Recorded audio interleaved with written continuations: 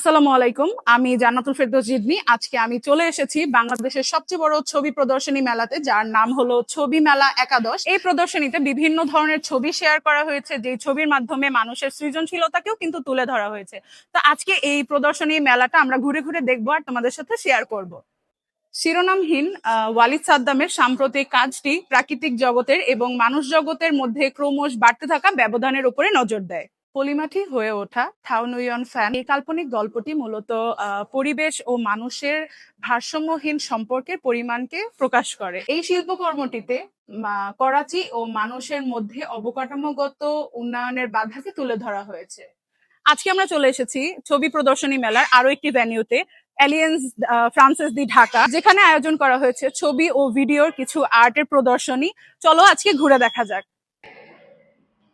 The distance from here এই video আর্টের মাধ্যমে ভিসা আবেদনকারীদের আতঙ্ক, অসহায়ত্ব এবং অনিশ্চয় ভবিষ্যতের অভিজ্ঞতাকে তুলে ধরা হয়েছে। The news double channel video এই ভিডিও আর্টের মাধ্যমে একটি নিউজকে দুইটি দেশ দুইভাবে প্রেজেন্ট করেছে। এই ভিডিওটি দেখে আমার মনে হচ্ছে সত্য বলা মানুষের এবং প্রতিবাদ করা মানুষের হুমকির মুখে পড়া এবং নিখোঁজ হওয়ার গল্প ফুটিয়ে তোলা হয়েছে এই ভিডিও আর্টের মাধ্যমে। আমরা আমাদের আরো একটি ছবি প্রদর্শন ভেন্যুতে চলে এসেছি, যেটার নাম হলো দৃক গ্যালারি। আর এখানে যেই ধরনের ভিডিও আর্ট গুলো আছে সেটা তোমাদের সাথে শেয়ার করব।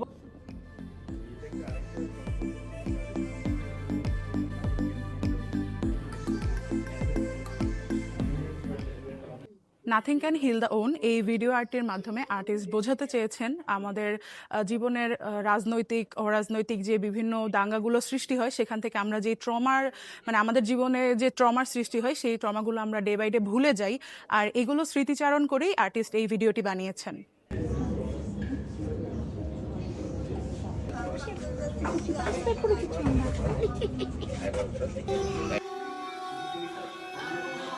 এই ভিডিওটি দেখে আমি যেটা বুঝতে পেরেছি, গাজার দমনে অবরোধে থাকা মানুষের প্রতিবাদ, পরিচয় ও দুঃখ কষ্টকে তুলে ধরা হয়েছে প্রযুক্তি ও শিল্পের মাধ্যমে।